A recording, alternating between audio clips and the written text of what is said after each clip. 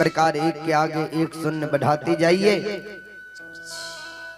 उनका मान बढ़ते जाएगा, लाख करोड़ अरब खरब हो जाएगा। एक के आगे आप 50 शून्य दे दीजिए, वो पहला एक अंक को हटा लीजिए, वो 50 शून्य एक पैसा के बराबर, एक रुपया के बराबर नहीं होगा। उनका कोई मान्य, उनका कोई वैल्यू नहीं होगा बाबूजी। उसी प्रकार आपके पास बहुत संपत्ति है, सुंदर घर है, सुंदर बेटा है, सुंदर पत्नी है, सुंदर परिवार है, सुंदर द्वार है, लेकिन आपके पास वो राम नाम का शब्द नहीं है, राम नाम का वो भक्ति नहीं है।